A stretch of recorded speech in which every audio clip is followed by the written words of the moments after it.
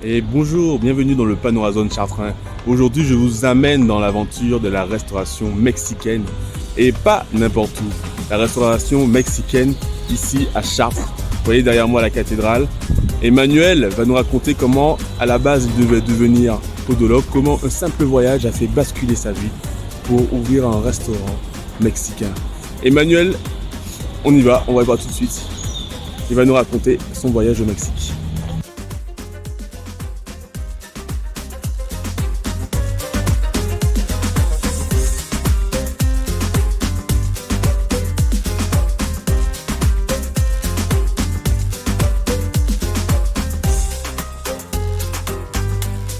Bienvenidos, c'est Emmanuel.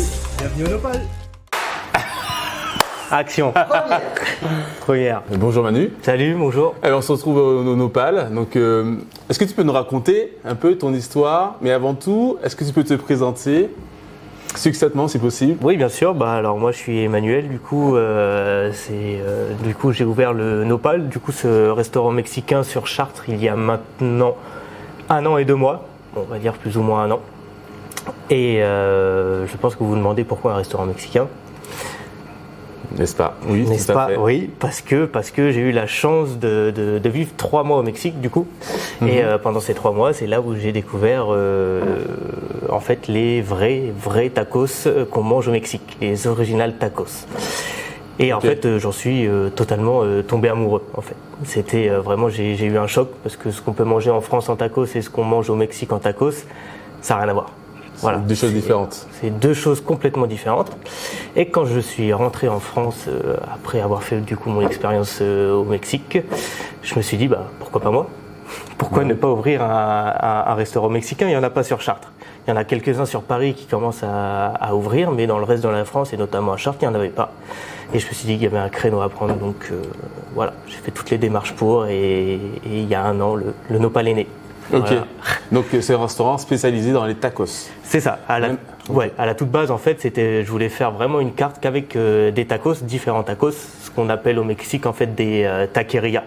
Vraiment, c'est des bars-restaurants spécialisés dans les tacos. Puis après, au fil du temps, au fil des mois, et je ne vais pas dire des années parce que ça fait pas encore des années qu'on a ouvert. Ben ouais, bientôt. Ça fait que 1 an, ouais.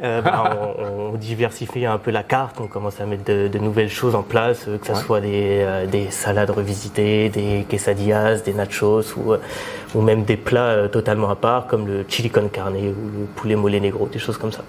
Ok. Voilà. Et du coup, donc tu as ouvert ce restaurant. Et la question que je me pose ensuite, c'est pourquoi tu l'as nommé Nopal? Nopal. Nopal, déjà c'est facile à prononcer. Nopal. Dans toutes les langues? Ouais, dans toutes les langues, on prononce Nopal, normalement, je pense. Et en fait, le Nopal, c'est un cactus au Mexique. Nous, on a un cactus au Mexique, c'est un cactus qui se mange, et même dans les temps anciens, pour les Aztèques et les Mayas, c'était connu pour ses vertus thérapeutiques. Ouais. On s'en servait pour se soigner de certaines maladies, tout ça, et je trouvais ça assez noble comme nom. Et quoi de mieux qu'un cactus pour représenter un restaurant mexicain. Voilà. Ok. Est-ce que c'est un peu ce cactus-là, parce que du coup là on est. Bon, ça c'est notre logo. Mais après c'est un peu plus le cactus en fait sur le bout des bras en fait du cactus il y a des plantes en fait. Ouais, d'accord. Donc là qu'on n'a pas représenté sur le logo, mais on s'en rapproche un petit peu. Voilà. Ok, super. Ok. Alors c'est vrai que on se demande est-ce qu'un restaurant mexicain qui n'est pas au Mexique, ça peut marcher à Chartres? Est-ce que c'est quelque chose qui est viable? Et je suppose que tu as dû rencontrer quelques défis. Est-ce que tu peux nous en parler un petit peu? Oui, des défis, il y en a eu beaucoup du coup, que ça soit avant l'ouverture du restaurant qu'après. J'entends par là que avant l'ouverture du restaurant, il faut convaincre les banques qu'un restaurant mexicain puisse marcher sur Chartres. Donc ça, faut leur montrer des photos, faut leur montrer qu'on est vraiment investi, qu'on est allé là-bas, qu'on a récupéré des recettes directement de là-bas, que c'est pas parce que c'est mexicain que c'est forcément du fast-food ou de la malbouffe, que c'est beaucoup plus recherché au niveau des recettes de cuisine. Donc on va dire qu'il y avait toute cette première partie-là qui était compliquée. Ouais. Et une fois que j'ai trouvé le bon local, parce que j'ai visité aussi pas mal de locaux différents dans Chartres, et j'ai trouvé celui-là qui est très bien et j'en suis extrêmement content. La deuxième partie, la plus dure, on va dire, ça a été maintenant qu'il est ouvert, le restaurant, faut que les choses dans les assiettes soient bonnes, il faut que les services soient bons, etc. Il faut que tout suive. Et il faut aussi faire découvrir du coup à la clientèle chartraine ce que c'est qu'un vrai tacos du Mexique. Donc au début c'était un peu compliqué. Tacos. Ouais, pas un French tacos avec ce qu'on appelle les French tacos, on va dire que c'est les tacos qui sont complètement fermés avec de la sauce fromagère, des frites à l'intérieur, un mix de viande fait à partir de farine de blé, etc. Non, nous, les vrais tacos du Mexique, nous on les fait à partir de farine de maïs. C'est une farine qui est 100% du coup sans gluten et qu'on dit nixtamalisée. En fait, nixtamalisée, ça veut dire que en fait, le maïs l'est broyé à l'eau de chaud. Donc c'est un tout autre goût déjà. Rien que dans la galette, le goût va totalement changer. D'accord. Et en fait, dedans, c'est des viandes qui sont marinées soit longuement, soit avec différentes épices, soit avec des piments. On fait aussi des tacos au poisson aussi qui sont marinés la nuit, etc. En fait, c'est beaucoup plus goûtu et ces tacos-là viennent avec 3 différentes sauces. Voilà. Okay. 3 différentes sauces. Vous avez une sauce verte, une sauce rouge et une sauce qu'on appelle le pico de gallo, qui est le mélange de tomates, oignons, coriandre et jus de citron vert. Et en fait, tout ce mix-là va faire que va y avoir un voyage dans votre bouche ça va vous transporter directement au Mexique. Ça va être des saveurs que vous ne connaissez pas et que vous dites ah ouais quand même les tacos en fait c'est pas si mauvais que ça. Et vous allez y retourner. Ok. Donc c'est super. Ça a été une chose assez compliquée au début pour faire comprendre à la clientèle que la nourriture mexicaine c'est super bon quoi. Ouais. Et après c'est un peu une éducation aussi pour les gens de comprendre ce que c'est que le vrai tacos c'est ça. mexicain. C'est ça. Et nous ça nous tenait vraiment à cœur de faire ça quoi parce que c'est méconnu aujourd'hui en France. Ouais. Mais c'est pas dit que dans plusieurs années il y ait pas mal de restaurants comme ça qui ouvrent. J'en suis persuadé. Pas mal de restaurants Nopal, on ne sait pas. Ça, Nopal, je ne sais pas, mais je suis sûr que le tacos, le Mexican tacos, va se commercialiser et va arriver en France dans pas mal de villes. Parce que c'est trop bon. C'est trop bon. Donc il faut que les Français ils découvrent ça. Oui, c'est un voyage culinaire, comme tu as dit. C'est vraiment, pour l'avoir testé, je peux dire que c'est vraiment quelque chose d'atypique qui sort du quotidien. Et c'est vrai que nous, on apprécie beaucoup. Et vraiment, on est fiers aussi de t'interviewer dans ce podcast. Et ça, c'est cool. Merci pour l'invitation. C'est la première fois que je fais ça. Donc, même pour moi, c'est une nouvelle aventure aussi. Un nouveau défi. Tout à fait. Eh ben, justement, en parlant de défi, on va rester dans le thème du défi. Parce que je sais que tu étais podologue avant. Oui. Donc, tu es passé de podologue à. Comment tu appelles ta profession aujourd'hui ? Je dirais, on va dire gérant de restaurant. Gérant de restaurant. Allez. Disons ça. Comment j'en suis arrivé là, c'est une bonne question. Donc moi j'ai eu mes diplômes en podologie et en fait comme j'ai fait mes études à Bruxelles en Belgique, le temps d'avoir les équivalences françaises, ça a demandé un peu de temps au niveau de l'administration. Du coup c'est à ce moment-là où j'ai découvert un peu la restauration parce qu'il fallait bien que je fasse quelque chose en attendant les équivalences françaises. Du coup j'ai travaillé en restauration et j'ai adoré.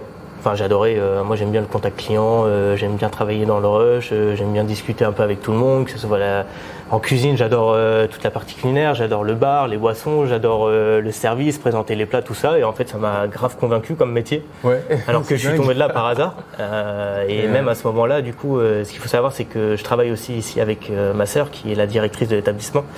Et on a travaillé aussi du coup ensemble à Hippopotamus. Elle avait énormément d'expérience dans la restauration. Parce qu'elle était déjà co-directrice là-bas en fait si vous voulez, donc elle avait un bagage déjà énorme dans la restauration et aussi dans le management si vous voulez.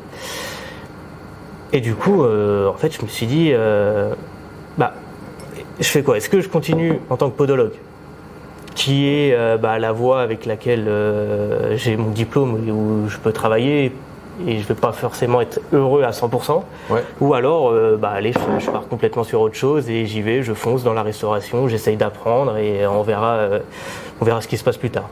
Ok, La facilité ça aurait été de rester dans la podologie. Mais oui, puisque tu avais déjà presque fini. Ouais, j'avais mon diplôme, j'attendais juste les équivalents, je pouvais lancer mon cabinet ou faire quelques remplacements avant. on va dire que ça aurait été facile. J'aurais fait mes journées classiques d'un podologue, j'aurais eu mes week-ends, tout ça. Mais ce n'est pas ce qui te plaît. Finalement, tu as découvert une autre passion. C'est ça, je me suis découvert une autre passion et je me suis dit, bon, allez, le risque, je le prends. De toute façon, je suis du genre à prendre pas mal de risques dans la vie, donc allez, go. Et du coup, je me suis lancé dans la restauration. J'ai travaillé du coup avec ma sœur à Hippopotamus, donc tout ça c'est avant d'ouvrir le Nopal bien sûr. Après d'avoir du coup les équivalences françaises de mon diplôme de podologue, j'ai travaillé avec ma sœur à Hippopotamus. Et après j'ai travaillé dans le bar Les Voisins à Chartres. J'y ai travaillé pendant plus d'1 an. C'était un peu cette période un peu Covid où ça revenait, où l'été ça bougeait de fou sur Chartres, on faisait des soirées DJ, c'est incroyable, très bonne expérience. Malheureusement, le bar a dû être fermé. Et 2-3 semaines après, en fait, moi, il y avait un endroit où j'avais vraiment envie de travailler sur Chartres, c'était le Café Bleu. Parce que j'adorais manger là-bas, la nourriture, et je savais que au niveau du staff et même de l'organisation là-bas, j'avais beaucoup à apprendre. Donc du coup, j'y ai travaillé. J'y ai travaillé pendant 1 an, je crois, quelque chose comme ça. Et après, le Café Bleu a ouvert leur propre bar, en fait leur lounge bar où ils font aussi à manger. Et moi, je leur ai dit, j'adore le bar aussi, si vous pouvez me prendre, allez-y. Et j'ai travaillé pendant 1 an au Cobalt. Et en fait, ces 3 expériences, que ça soit Les Voisins, partie bar, rush, vraiment, c'était de l'envoi et puis après rigoler avec les clients, plus l'expérience du Cobalt et du Café Bleu où on apprend vraiment le service, comment gérer un rang de A à Z, que les clients ne manquent de rien, tout ça ça m'a formé en fait un bagage. Et c'était le bagage, je pense, nécessaire pour que je puisse après ouvrir le restaurant qui est Nopal aujourd'hui. Donc j'en garde de très très bonnes expériences et je suis très content d'avoir travaillé dans ces maisons-là. Et donc après toutes ces expériences-là, du coup ça a été le temps des démarches au niveau des banques, de trouver des locaux, tout ça. Et voilà. Et notamment, tu as dû apprendre aussi, je pense, à pouvoir identifier les bons profils pour ton restaurant. Pour le recrutement, les choses comme ça. Après, comme je vous dis, j'ai la chance d'avoir ma sœur aussi à mes côtés, qui est mon bras droit aujourd'hui. Et qui avait déjà fait tout ça par le passé. Elle avait déjà fait ses armes, elle à Hippopotamus. En plus, Hippopotamus, c'est une franchise. Donc je pense que dans les franchises, on envoie. Je pense des employés et des gens qui postulent. Donc elle avait déjà un très bon bagage là-dessus. Et du coup, elle m'a expliqué un peu comment ça fonctionnait. Puis après, ensemble, on a réussi à avoir aujourd'hui une équipe vraiment solide et qu'on apprécie et qu'on adore. Voilà. Et vous aimez quoi comme profil ? Si on veut recruter chez Nopal, on peut se faire recruter. Nous, c'est pas grave si vous n'avez pas énormément d'expérience dans la restauration. Il faut juste avoir de la joie de vivre, ne pas avoir peur du contact client et ne pas être feignant. Il faut réussir à gérer tout cet aspect clientèle où on peut parler avec tout le monde et tout, mais quand c'est le rush, il faut envoyer. Voilà. On veut quelqu'un qui envoie, qui a le sourire, qui a la bonne humeur. Et après, s'il y a des choses à apprendre, on les apprend ensemble. C'est même ça qui est cool aussi, même pour nous, de faire apprendre aux gens notre manière de travailler. Donc non, on n'est pas trop exigeant non plus sur l'expérience, on va dire, professionnelle. On veut juste des gens qui soient heureux, sympathiques et qui retransmettent la joie de vivre aux clients, quoi. Voilà. Et d'ailleurs, les clients, quand ils arrivent ici, qu'est-ce qu'ils te disent quand ils arrivent ici par rapport aux autres restaurants ? J'imagine que ça doit les surprendre un peu de voir cette lumière, cette énergie. Je ne sais pas si tu vois ce que je veux dire. Oui, exactement. Des fois, il y en a qui rentrent dans le restaurant parce qu'ils disent c'est joli, il y avait de la couleur, on ne connaît pas trop, ils rentrent. Et il y en a qui rentrent parce qu'ils ne connaissent pas tout l'univers mexicain. Et il y en a qui rentrent aussi parce qu'ils ont eu écho qu'il y avait un restaurant mexicain qui avait ouvert sur Chartres et que ça plaisait à pas mal de personnes. Après, des fois sur la carte, les gens ne comprennent pas tout. Ils demandent ce que c'est qu'un tacos, comment c'est servi, quelle est la différence avec les quesadillas, les nachos, les choses comme ça. Donc nous, pour les nouveaux clients, ça nous prend toujours un peu plus de temps à leur expliquer vraiment c'est quoi notre nourriture, quelles sauces sont servies avec les tacos, les quesadillas, des choses comme ça. Mais les gens ressortent la plupart du temps vraiment contents de leur expérience Nopal. Ils ont découvert quelque chose. Ils ont voyagé un peu. Ils ont voyagé. Voilà, ils ont eu des saveurs dans la bouche, des choses même au niveau des cocktails. On revisite les margaritas, les choses comme ça. Donc voilà, en fait, ils rentrent, ils sont là pendant 1 heure, 1 heure et demie, 2 heures. Ils font un voyage au Mexique, puis après ils repartent. Puis après, ils reviennent. D'ailleurs, si ça te dit tout à l'heure, peut-être tu pourras peut-être nous faire un petit cocktail, ton préféré. Un cocktail, peut-être, tout à l'heure, Peut-être. on verra, ça sera On une verra. surprise. Et les gens, quand ils arrivent, c'est quel plat, selon votre retour, le retour que vous avez eu, quels plats sont les plus appréciés, les plus sollicités, dis-moi? Pour quelqu'un qui vient pour la première fois, Ouais. mais Ce que tu généralement. conseilles d'ailleurs. Alors, sans avoir conseillé, on va dire, la personne, Ouais. quelqu'un qui va juste regarder la carte, il va nous prendre le tacos de pollo Ouais. et le tacos au poulet. On va dire c'est le plus simple, les gens ils connaissent le poulet, de toute façon c'est quelque chose qui est mariné, c'est facile à manger, et les gens connaissent le poulet. Ouais. Donc ça c'est facile. Après s'ils me demandent quel tacos vous conseillez, et quels sont les tacos que vous avez aimés au Mexique, tout ça, qu'est-ce qu'on retrouve le plus. On retrouve bien évidemment ce tacos de pollo au poulet, Ouais. mais on va dire celui qu'on retrouve le plus et un des incontournables, ça va être le tacos al pastor. Le tacos al pastor, c'est un tacos au porc en fait, effiloché, qui a été cuit en basse température pendant des heures et des heures, et qui est complètement effiloché, très bon, très tendre, avec quelques épices, et par-dessus en fait on va rajouter quelques tranches d'ananas. Et en fait, ce combo de C'est quoi porc ça effiloché plus l'ananas, ça plaît énormément, plus les 3 sauces qui viennent à côté. Ça, vraiment, c'est Donc, exceptionnel. la sauce pimentée, la sauce. Ouais. Bah, alors, on propose 3 sauces. Comme je vous ai dit tout à l'heure, le pico de gallo, qui est Ouais. le mélange de tomates, oignons, coriandre et jus de citron vert. La salsa roja, qui est faite à base de tomates rouges et de piment. Et la salsa verde. Nous, ici, on fait une revisite de la salsa verde, parce que normalement, au Mexique, c'est des tomates vertes combinées à des piments. Et nous, on l'a revisité parce qu'on s'est dit qu'on ne pouvait pas avoir non plus trop de sauce pimentée. Il fallait qu'on Oui. s'adapte un peu au palais, palais. au palais français. Du coup, on garde ces tomatillos qui sont des tomates vertes et on les combine à des courgettes et des poivrons verts avec du citron vert. Comme ça nous permet d'avoir une sauce fraîche avec la coriandre, une sauce qui est forte avec les piments et une sauce qui est douce avec les tomates vertes, courgettes et poivrons verts. Voilà. Donc c'est Ok. ce qui fait que ce tacos al pastor, avec tout ça réuni, il est incroyable. Voilà. Ok. Et après, en deuxième choix, moi, ce que je conseille, je conseille soit une viande, soit de partir sur du poisson ou sur quelque chose de végétarien. Moi, il faut savoir que le premier tacos que j'ai mangé là-bas au Mexique, à Los Cabos, c'était le tacos des camarones fritos. C'est un tacos au beignet de crevettes. Ok. Donc celui-là, fallait que je l'ai à la carte et il restera toute la vie du nopal. Il y aura toujours un tacos des camarones fritos à la carte. Pour le grand bonheur de ma femme qui adore cela. Oui, c'est vrai qu'elle le prend tout le temps celui-là. Tout Oui. le temps crevettes. Ouais. C'est qu'il est Et- bon. Ah bah je la comprends. Et par rapport à l'été qui arrive, est-ce Oui. que vous avez des nouveautés qui sont prévues, Par qui sont rapport, arrivées oui, bien sûr. Là, on a changé la carte il y a pas longtemps. Ouais. On a fait notre carte qu'on dit d'été. Du coup, on a 2 différentes salades à la carte. Ouais. Une qui est au poulet, aux tenders de poulet, et l'autre qui est au thon rouge, directement cru, mais mariné maison façon mexicaine. Ça vient avec des petits haricots rouges, un peu de melon et des légumes. Et on a rajouté aussi un avocado toast. Donc ça, c'est des pains bruschetta qu'on fait griller. En fait, par-dessus, on met notre guacamole qu'on fait maison. Hop. Après, par-dessus, on met de la mozzarella, des tomates. On met des poivrons marinés maison dessus directement. Et après, on met de la brisure de nos chips qui sont faites maison aussi, qui sont au Ok. maïs. Donc Ok. ça va rapporter du croquant. Ouais. Voilà. Donc ça, c'est des choses qui sont assez fraîches et qui, pour l'été, quand il fait chaud dehors, avec une bonne bière, Ouais, ça passe ou bien. un bon Perrier, ça passe bien. Ouais, Voilà. ça marche.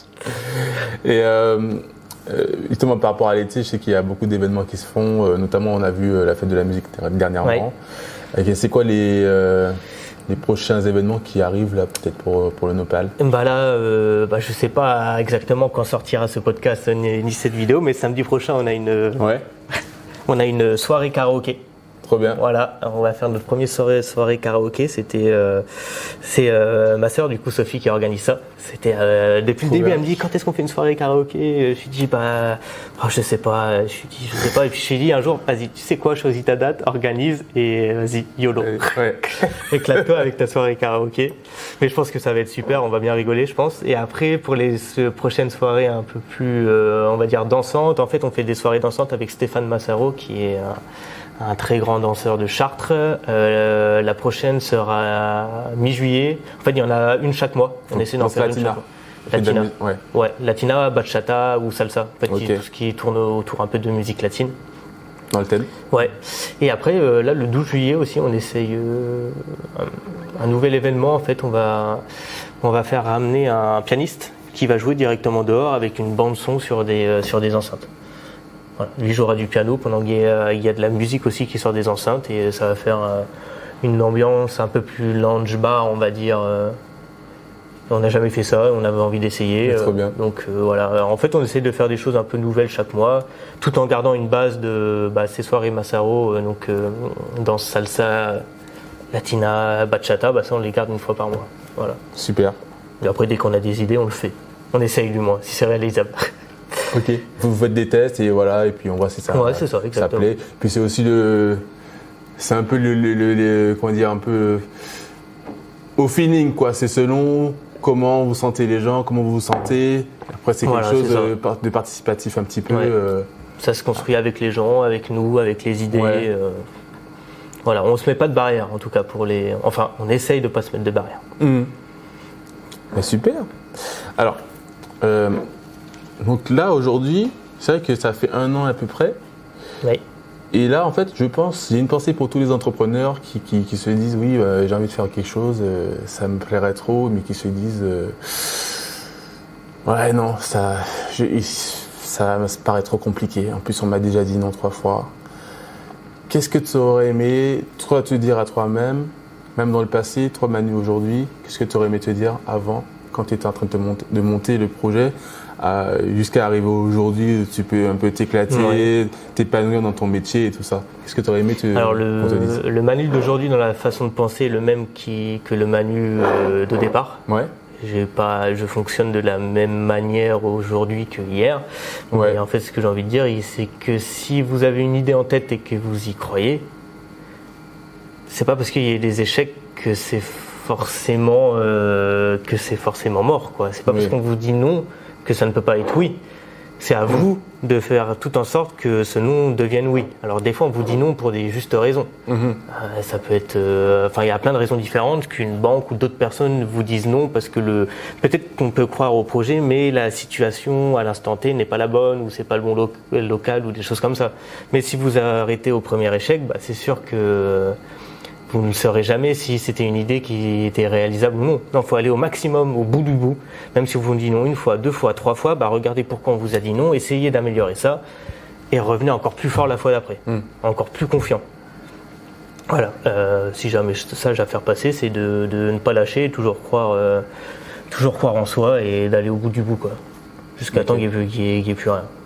Voilà. Non, vraiment, il faut s'accrocher au maximum parce que c'est vrai que c'est dur. C'est pas facile. Non, c'est pas facile, mais si c'était si facile, tout le monde le ferait. Et c'est en faisant les erreurs qu'on comprend, là il manque quelque chose. Parce que sinon. Et de toute façon, on continue toujours d'apprendre. Même quand on pense que ça y est, tout est acquis, machin, non. Il y a toujours des complications, des choses à revoir. On peut s'améliorer encore sur plein de choses. Donc, et puis après, un projet qui était petit à la base, après on peut le faire grandir. Il évolue. Il change, il y a des choses qui y arrivent, qui viennent compléter tout ça. Ouais, c'est ça. Et puis ça permet, je pense, de passer des super moments qu'on n'aurait jamais passés. Exactement. Si jamais on n'avait pas franchi. Et si je peux rajouter aussi une deuxième chose, c'est d'être entouré de bonnes personnes. Voilà, c'est ce que j'allais te dire. L'entourage est très important, que ce soit au niveau déjà conseil au point de vue psychologique aussi. Parce que quand on ressort de rendez-vous, on vous dit que votre projet il n'est pas viable, qu'on n'y croit pas. Et après, quand on parle aux gens autour de soi, que ce soit la famille, mais les amis, sa compagne, tout ça, c'est vraiment important d'avoir un écosystème autour de soi qui comprennent et qui puissent aussi vous tirer vers le haut. Ça, c'est très important, on va dire, le cercle familial et les amis. Voilà. Ok. Ouais. Et j'imagine que vous avez passé des super bons moments. Et c'est justement, on va terminer par ça. Je pense que vous avez eu quand même des moments, où il fallait que tout le monde mette les mains dans le cambouis. Mais je pense aussi des moments où c'était des moments de célébration, j'imagine, parce que c'est par la satisfaction de ce qui a été fait après travail et tout ça. Ouais, on va dire que ici, quand on a fait les travaux, on n'avait pas beaucoup de temps pour faire les travaux. Ouais. Et je remercierai jamais assez ma famille et mes amis qui sont venus m'aider, même ma compagne. C'est ma compagne qui a fait toute la décoration, qui a pensé un peu à toutes ces couleurs, tout ce plafond végétal, tout ça. Incroyable. Mon père aussi qui a fait beaucoup au niveau de l'électricité, du sol, tout ça. Ma mère qui était toujours là à nous encourager, à nous apporter des croissants ou des pains au chocolat pour nous soutenir. Ravitaillement. Mes amis aussi qui sont venus aussi un matin par surprise. Et une fois, je suis arrivé ici au Nopal, ils étaient tous avec un pinceau en train de peindre les murs, tout ça et tout. J'ai fait, waouh, c'est incroyable, merci pour tout. Ok, c'est trop bien. Donc ça, c'était vraiment cool. Après, il y a toujours des moments de rush aussi tous ensemble, mais il y a des moments où on se pose, on se dit, on a fait du bon travail quand même, ça va. C'est quand même joli ce qu'on a fait, on peut être fiers de nous. Donc oui, comme on disait tout à l'heure, le bon entourage va vous permettre de vous propulser vers le haut plutôt que vous stagner plutôt que de stagner et de ne pas arriver à faire ce que vous voulez faire, quoi. D'accord. Alors, si tu veux, je vais te proposer qu'on termine Oui. par un petit jeu. Ok. C'est un jeu que j'appelle Flash Éclair, où tu vas devoir répondre à la vitesse de l'éclair le plus rapidement possible, sans faire de choix. Ok. Est-ce que tu es prêt? Je suis prêt. J'ai le droit à un joker ou pas? Oui, Ok. bien sûr. Oui, le but c'est de forcer à ne pas réfléchir, mais si vraiment il y a trop de pression, Ça marche. joker. Ça marche. Café ou thé? Café Pizza, burger? ou burger? Cinéma ou théâtre? Cinéma. Livre ou film? Film. Mer ou montagne? Mer. J'ai failli avoir un joker là, je crois. Oui. Été ou hiver? Été. Série ou documentaire? Série. Rock ou jazz? Rock. Course ou petit yoga? Course. Quoique le yoga aussi, ça peut être très sportif, Ouais. ça dépend. Parce que moi, j'ai fait des séances de yoga, je ouais, suis ça, ressorti c'est sportif. en rampant par terre. Faut que je dire course quand même. Vin rouge ou vin blanc? Rouge. Fromage ou dessert? Dessert. Cuisiner ou commander un petit plat? Vite fait. Cuisiner. Ok. Même si, bon. La facilité des fois, voilà. Ouais. Téléphone ou ordinateur? Téléphone. Instagram ou Twitter? Instagram. Ville ou campagne? Ville. Voiture ou vélo? Vélo. Piscine ou océan? Océan. Il y a Nouvelle des poissons. technologie ou Nouvelle tradition? Nouvelle technologie. Brunch ou dîner? Dîner. Et pour terminer, là, en ce moment, il y a plein de matchs. Oui. Je pense que ta réponse, ça sera. Bon, je la connais. Football ou basketball? Football. Allez les bleus. Merci. Merci Manu. Merci à toi, c'était cool. Merci. Merci. Yo, Caslow!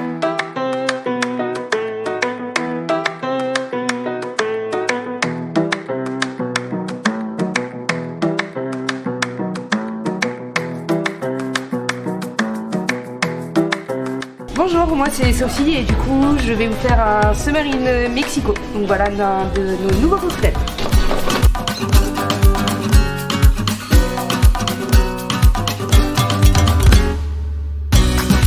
Je mets tout dans le shaker sauf le Schweppes tonique parce qu'on check jamais les bulles.